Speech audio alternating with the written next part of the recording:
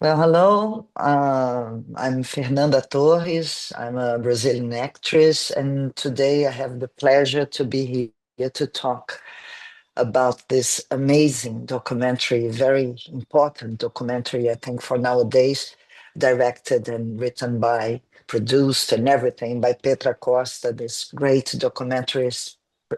Petra, it's a real pleasure to be here with you today. Well, it's And an honor for me, Fernanda. Thank you so much.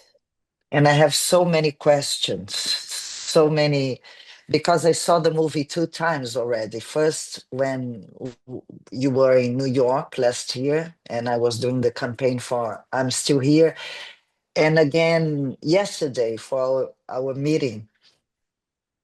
And nowadays is even more powerful because of everything that happened in Brazil, the trial of Bolsonaro and everybody who tried the coup d'etat, and to see it in retrospective and to understand the way this group used religion in order to achieve a goal of perpetuating themselves in powers. It's very revealing in your documentary. So I'd like to know, first of all, if you had this idea in the beginning when you started the documentary. uh, How were the things in Brazil? Did you have an idea already that this coup d'etat was in progress or not? Well, yes, because when we were filming, since Bolsonaro became a politician, as you know, in the 90s, he said that if he won, he would close Congress and kill 30,000 people, right? Yeah. And I took those words seriously. I didn't think he was joking. And I spoke to him many times when he was a congressman, when I was filming Dilma's impeachment. And it was very clear every time how his disrespect for democracy and his love for dictatorship Hmm. was very strong. So I did have an impression that he wasn't joking and that his dream would be to implement an authoritarian government in Brazil.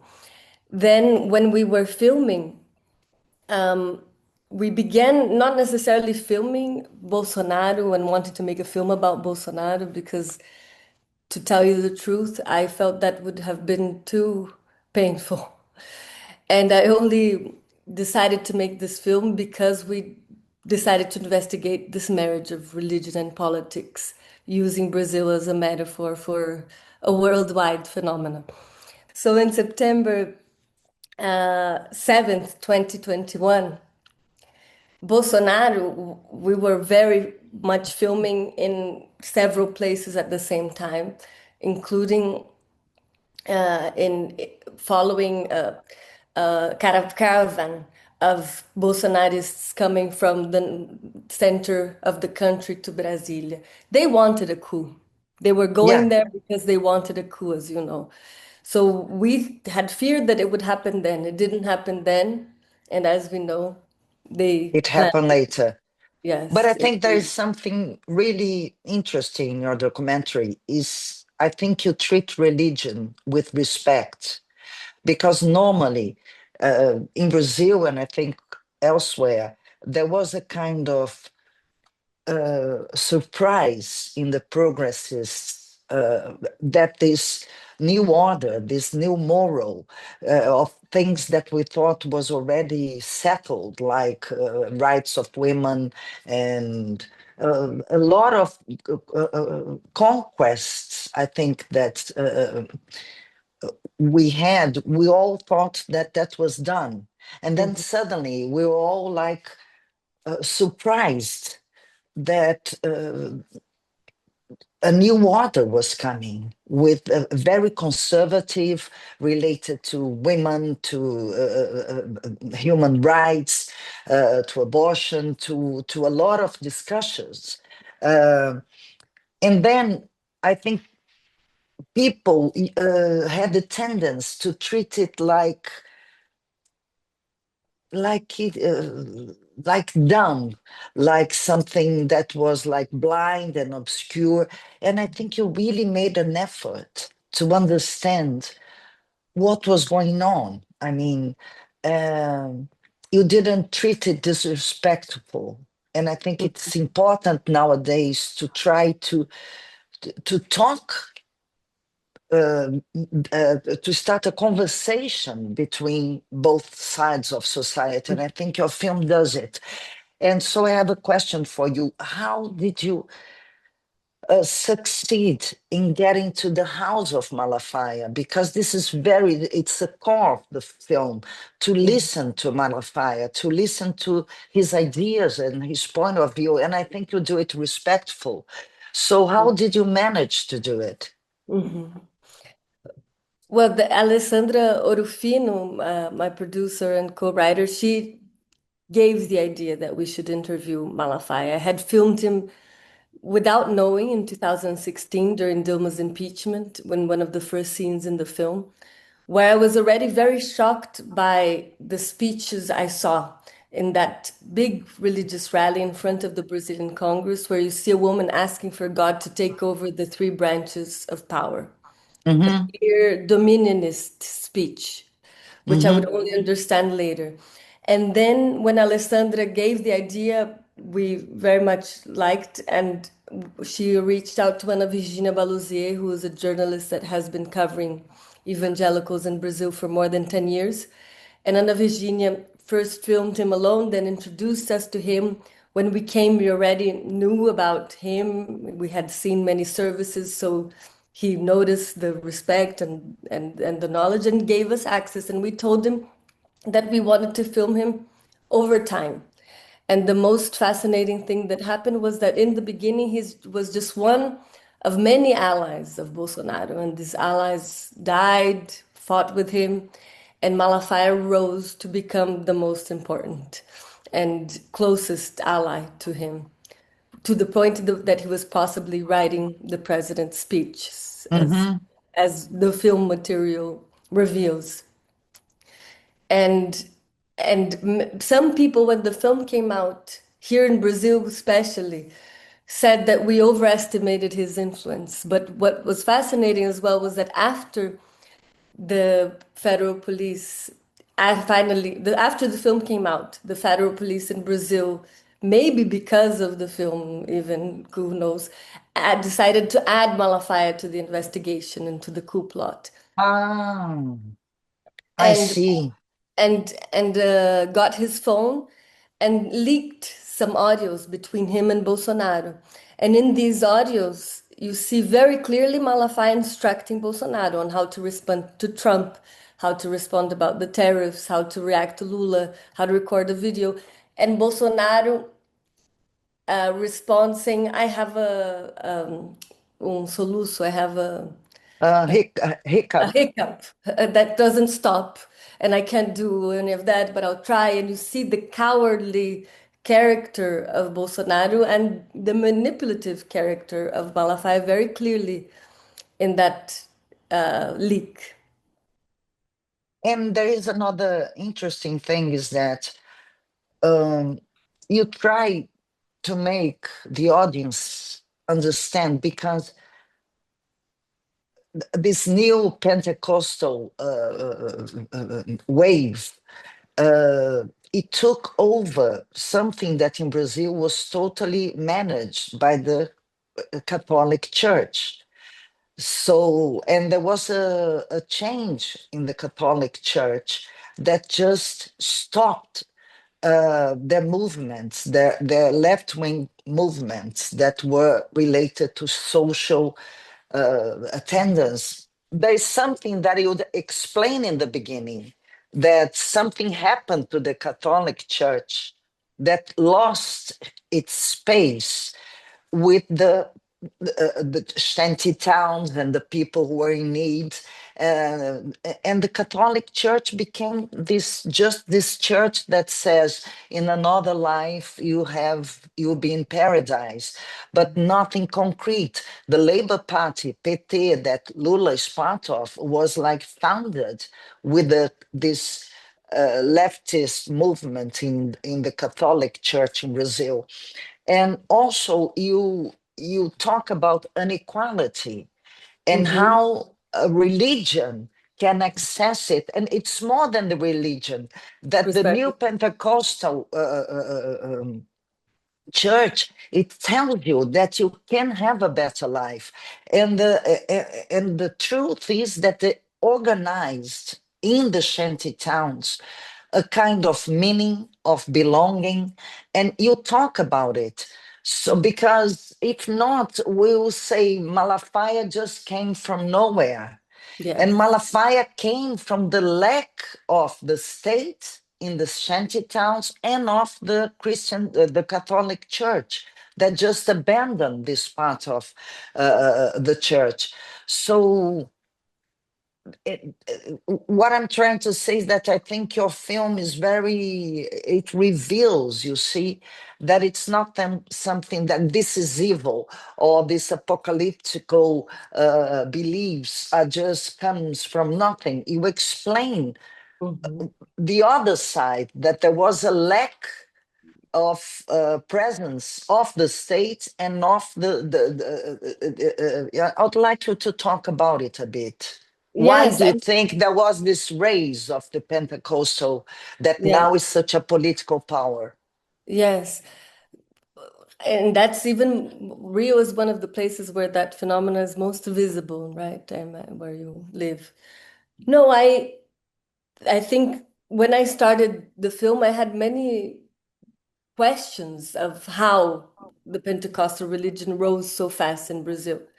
And and one of the main reasons is because they really responded very well to the change of system, of arrival of capitalism, very rapid in Brazil in the 70s, the exodus from the rural areas into the favelas, and the lack of hierarchy where you can just open a church anywhere in in a garage, in a house, um, and with the theology that was very much in tune with the people's new lives, right? Of no longer belonging to a hierarchy in the rural area, but in a favela where you aspired to become rich, um, and could suddenly possibly have a vision of changing social classes, which the theology said it was possible, right, to prosper. Hmm. But I had doubts of like, where was there influences? And we made an investigation that revealed that it was part also of a Cold War project where the United States saw liberation theology as a threat. You see it in the memorandum from Kissinger to Nixon, Hmm. and in the actions of this lobbying group called the Family, also known as the Fellowship in the United States, which our researcher found for the first time. No one had reported this in Brazil, and I think very little attention still has been paid by the press to this discovery, that they were sending missionaries to evangelize congressmen throughout the entire duration of the military dictatorship, and began these breakfasts with the presidents that lasted for the entire time of the dictatorship. And by order of the dictatorship, televised the service of Billy Graham in all the channels that existed at the time in 1974. So it was a part of a Cold War project. Of course, you can't attribute everything to that. And it was a movement that found fertile ground in Brazil. And now Brazil exports its own version of neo-Pentecostalism to Africa, to the United States, and to Latin America. But there's still much to discover about what kind of exchanges are happening today between dominionist theologists in the United States and dominionist theologists and evangelists in Brazil. Because Malafaia's speech in his church is very dominionist. Michelle Bolsonaro's speech is very dominionist, and these people are in conversation, and there is a global plan to to make concrete what the dominionist plan is, which is to take over the three branches of power in several governments around the world and no longer have democratic systems. And I think it's Yeah, urgent I for us think to Olavo discuss de it. Carvalho had a medievalist vision where to the people you should give religion, and then you have the army, and then you have the people uh, in rule, that are like a small piece of it, but religion is the way to control the mass, the mob. And it And works very well with autocrats who also are in the service of rich businessmen who don't want to pay taxes. and it's funny because together with this plan of the Cold War, of missionaries coming here, I mean, there is something very interesting that Jean Paul II, do you know about this? He was responsible in Poland for the fall of the Soviet Union, another kind of dictatorship, Yes. and and the and they forbidden religion in Poland. So he was pretty much against leftist movements because he thought it could lead Mhm. to movements. And so I think he also, on the other side, was in favor of stopping the Teologia da Libertação. Yes, The, very so much. it's like a perfect uh, combination of Yeah. something in religion to stop any kind of social approach. And I would like to ask you also, when for you started to be, because this is another thing about this new Pentecostal thing, is the apocalyptical vision. Hmm. And when did you understood it? Because I don't think you had it in the beginning. No, no. So when did you understand, when you started to read the Bible or when you listened to people, that you understood that there was this apocalyptical project? Hmm.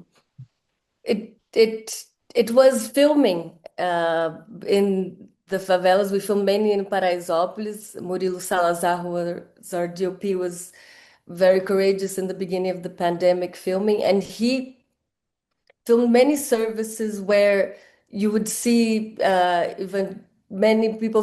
The songs were celebrating the apocalypse, celebrating the apocalypse as the time we where Jesus would arrive and raise the And all Christian the sinners would be, I and mean, burn sent and burn. to, yeah. Yeah. And when we started interviewing some of these pastors, what they would say, even about Bolsonaro, is like Bolsonaro is chaotic. He's not dealing well with the pandemic. But in the end of the day, he's good because he's bringing about chaos and the end of the world, and therefore he will accelerate the second coming of Christ. That was a moment where I was like, wow, this level of, well, this idea that I mean, the thing that most frightens me is that we are accelerating the end of the world, and that there could be a part of the population that sees that in good eyes, and that Uh-huh. sees that as a And sign, wants it. and that wants it, and that will elect leaders that will accelerate chaos and destruction because it will accelerate the second coming of Christ was unbelievable to me. And and then I started researching and I found out this is huge. In the United States, Huge. there's a huge movement that wants that is of evangelicals that are paying for settlers in Gaza and the West Bank to accelerate the end of the world and the second coming of Christ. And and and in Brazil, possibly aligned with the far right, as we see. So that was, and then I came to understand that the origin of that is in Darby, this theologian, Yeah, yeah. forgotten theologian of the 19th century. That rereads the Apocalypse, isn't it? Exactly. Which is very interesting. And then, was it when you decided to divide your documentary in the Genesis, the Revelation? Uh, when did it come to you that should be divided as the phases of the Well, Bible? we knew we wanted, when we were filming, since the beginning, I knew that the cinema verité part would be just one layer. That I also wanted another layer that would be an investigation into theology, specifically apocalyptic theology and how it's affecting politics today through paintings, through the apocalyptic paintings. And then another layer would be a meditation on democracy using Brasilia as a metaphor from the construction to the Mhm. destruction. And because of this immersion I did in the Bible, I tried from the beginning to use kind of biblical chapters. And it never really worked out. And I remember in the last week of edit, I tried again, and then everyone Really? liked it. And suddenly we're like, oh, good. It Was it just at the end a the last week revelation? of edit, it was like a revelation, yes. And then it was when it finally came to the chapters because it Yeah. makes it really clear. And another thing is first the idea of the egg in the Bosch painting and the first view of Brasilia. That's so amazing. And then at the end, that guy showing his butt in the Congress that looks Just like a just Bosch like a painting. Bosch painting. That's so shocking. I Yes. mean, but that guy you didn't film. No, those But materials, were you at the Congress outside or no? Or all no, the uh, we had a cinematographer there, and he was attacked. Murilo again. Murilo was attacked, and they chew on his memory card, literally chewed and completely destroyed his memory card. but how did they discover that he was Because he he? didn't go dressed in green and yellow. He went dressed in black that day. Ah, that's I mean, wow. And so Yeah. But that's something that we also documented, the rise in violence of these protests. It was like seeing the picture of Dorian Gray a bit, like becoming more and more monstrous over time, and just complete intolerance to anyone who was not one of them.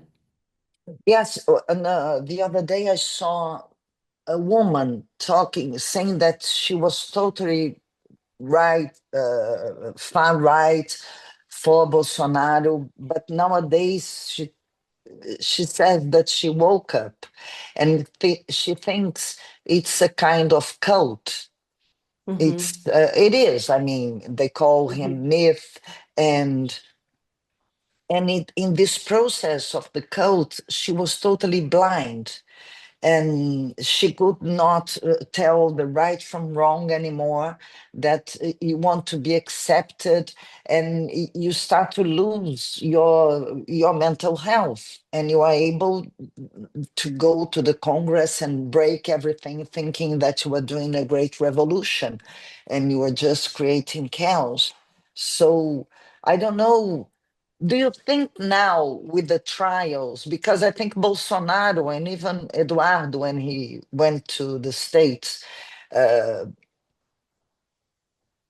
when he was condemned, do you think they thought there would be something similar in the streets in Brazil or not? How do you think Brazil uh, will will deal with all with the trial and Bolsonaro in jail? Well, I think they will have a pardon for sure. There will be a pardon somehow. But why do you think people didn't go to the streets to protest? Because I think there was their expectation, I think. yes, well, first, just for Americans who don't know, like Brazil just succeeded where America failed, right? In bringing a president who attacked democracy to justice. And this was historic for Brazil because Brazil was built on military coups. There were five just in the 20th century. And it's the first time we have a coup plotter going to jail and condemned for 27 years, not just him, but also military generals. So it was a civilizational threshold that we just lived in Brazil that could be a refounding of our democracy. That in the future will be hard. People will think twice before doing another coup, hopefully. And yes, I think that it's very hard with the Congress we have, which is the most conservative Congress of our history, that just last week, in the middle of the night, tried to approve lessening of his sentence drastically. But it's true, people didn't come out in the streets. But every time it was like that. When there was Dilma's impeachment, people said there was going to be a civil war. Nothing. When he lost, there were people who stopped the streets, but soon it stopped. In the United States, it's the same. I think we over expect mobilizations when people are just following with their daily life. Um, and but I think the Bolsonarist movement is very weakened at this moment after everything that happened, after him trying to break his ankle monitor and saying he was hearing voices, after his son's uh, Eduardo imposing a tariff, lobbying Trump to impose 50% tariff in Brazil to pardon his father, with the disrespect for the good being, the well-being of the entire country, and just thinking of his father's security. So that was very exposed, I think, how the family is thinking more of Yes, itself than of the country. but what is interesting is that your documentary, it's not about Bolsonaro. No. That's what is interesting. It's about something bigger. It's about a change that it's happening all over the world. It's like people are choosing dictators or people who have like crazy ideas to solve difficult problems. It's like people were tired of because democratic countries, it's not easy. You have to talk, you have to compromise, it's much easier. And part of the capitalist world, sometimes I think they think that with a dictatorship would be easier. I saw an interview with Ike Batista in the States, um, saying that the problem with America is that they don't have a kind of law that we had because of the dictatorship period, where the president can just impose a law. Mhm. That the problem was with finances, that America was too democratic. And he was like saying the wonderful laws that the dictatorship left even after they were gone, Yeah. that imposed laws. So uh, I think your film, it's much more profound than talking about Bolsonaro. Bolsonaro is a piece of Mhm. a bigger picture. Uh, so I think in this way, this documentary is even bigger than your last one, because your last one is about a coup d'etat in Brazil, but this one is about you explain what is happening in the world, I think, But that's in what the we were sense of trying to understand, yes. yes, the mentality, the new liaisons, the new changing, why so many dictators are being elected and how they are destroying democracy uh, From after being elected. So your film is very delicate about it. And the end of it, when you think about how fragile democracy is, and how it's being threatened nowadays. Did you have this sense before? What did this film teach you? Yes, I think I didn't have this sense before that we were not just at risk of having a failure of democracy and falling into a kind of authoritarianism, but that that there's a real theocratic threat, and that there's a many influential leaders that want to bring us not just back to the 1950s, 60s in Brazil, but to the 7th, 8th century in the world. That is the kind of golden age of fundamentalists of all religions. Islamic, Christian, and Jewish fundamentalists want to bring the world back to the 7th, 8th century, where women could be stoned for adultery. I think it's before, it's medievalist. I Yes, think it's even, they want to go back even more. yes. Like, it's amazing because we are in the middle of a technological revolution, Mhm. and the response is as the response of it was, let's go back and have control over people through religion, Yeah. through dictatorships, because we cannot deal with democracy. It's too fragile, and it is fragile. Yes, and I think that's why some call it feudal technocrats. Exactly. Techno-feudalism. Exactly, techno-feudalism. And I I, think I it's really quite think we precise. are doing it. And Yeah, it's funny, Lula talks about it in the middle when he says that he thinks that communism made a mistake by avoiding religion. And the first thing that Putin did when he came to the power was to put religion in the first exactly. again, because religion, it's a powerful tool. It creates the miracle of making people vote against their own interests. Yeah. And in Brazil, it's sad. It's sad because of course, the Catholic Church made awful things in Brazil throughout Mhm. history. Uh, but in a way, after centuries, uh, we created this syncretism where, in a way, the African religion and uh,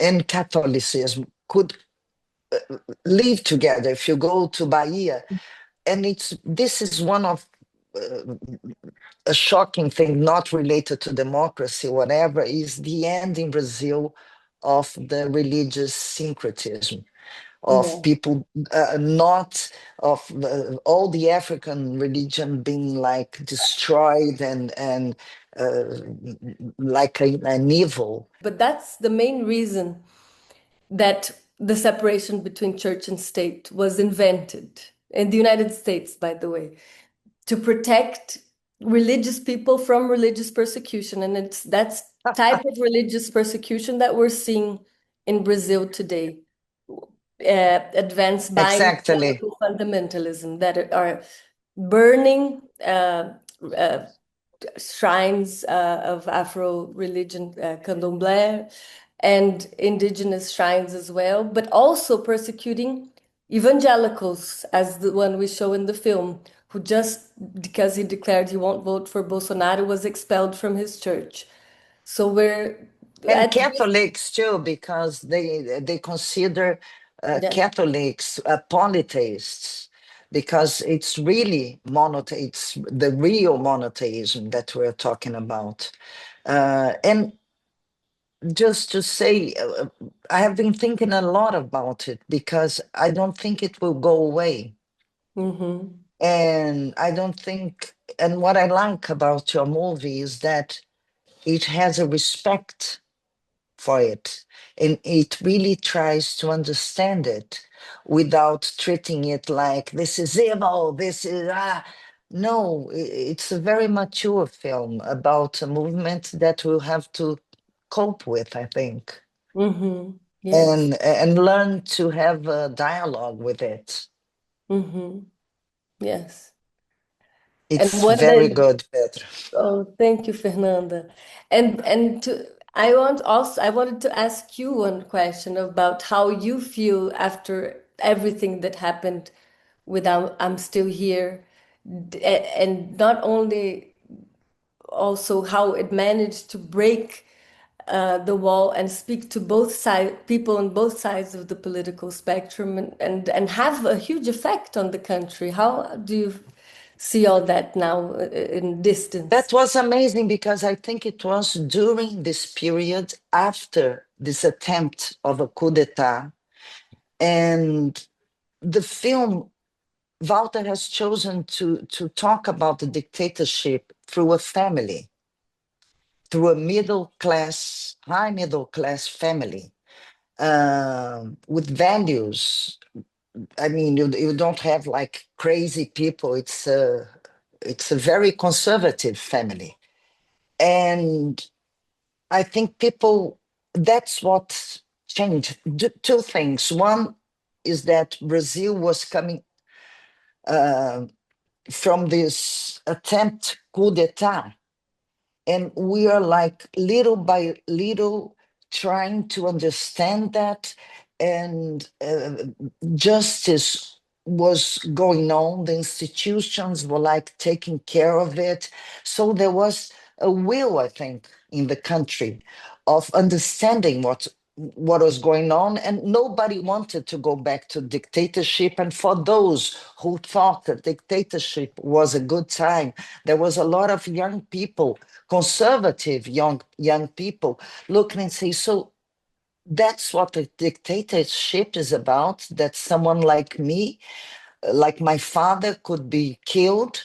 So there was a deep sense of understanding in that film that could break this uh, polarized binary, and nobody talks to anybody. It was very important. Then together, the film was doing great abroad. That to Brazil, we have this street dog uh, complex.